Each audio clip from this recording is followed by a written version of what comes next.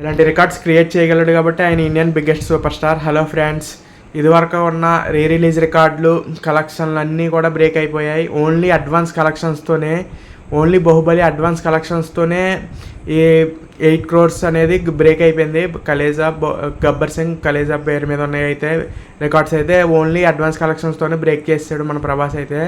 Only day 1 25 కోట్లు అయితే offline సేల్స్తో అన్నిటితో కలుపుకొని 25 కోట్లు అయితే కలెక్ట్ చేసింది Baahubali the epic. Only day 1 అంటే ఒక చిన్న హీరో ఫుల్ టైం కలెక్షన్స్ అంతా, ఒక చిన్న hero cinema full time collections అంతా ఓన్లీ డే 1, అది కూడా రిలీజ్ సినిమా, ఒక 10 సంవత్సరాల క్రితం చూసిన సినిమానే ఓన్లీ 25 కోట్లు అయితే కలెక్ట్ చేసింది. అది Prabhas range. That's why Sandeep Reddy Vanga he calls him a Indian biggest super star.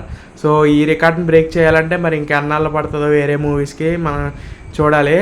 అయితే ఇంకా ఫుల్ రన్లో ఎంత పెడుతుంది అనుకుంటున్నారో తెలీదు, ఇంకా ఎంత పెడుతుందో, ఎన్ని కోట్లు పెడుతుందో. ఎందుకంటే ఈరోజు సాటర్డే, రేపు Sunday, so full advantage, holiday advantage ఉంటుంది.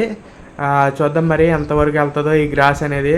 ఎందుకంటే ఓన్లీ ఫ్యాన్స్ ఒకటే చూస్తే ఎంత ఉండదు, ఎందుకంటే ఒక రిలీజ్ అయిన సినిమా ఏం చూస్తామని అన్నీ నార్మల్గా ఇప్పుడు సలారు గట్ట అంతా 4 కోట్లు 5 కోట్లు ఆ రేంజ్లో ఉండాలి.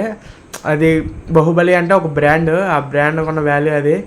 నార్మల్ ఆడియన్స్ కూడా లైక్ ఓకే బాగుంటుంది అంటే ఎపిక్ కాబట్టి ఓకే 2 పాటలు కలిపి చూద్దాం ఒకసారి చూద్దామని అన్న ఫీలింగ్. ఎందుకంటే ఒక్కసారి చూస్తే బాగుంటుంది, ఎలా ఉందో చూద్దాం, ఎలా కట్ చేశారో చూద్దాం అన్న ఫీలింగ్లో అయితే అందరూ ఉన్నారు.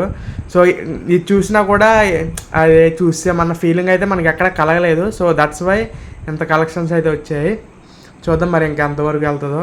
Please subscribe to our channel. Thank you for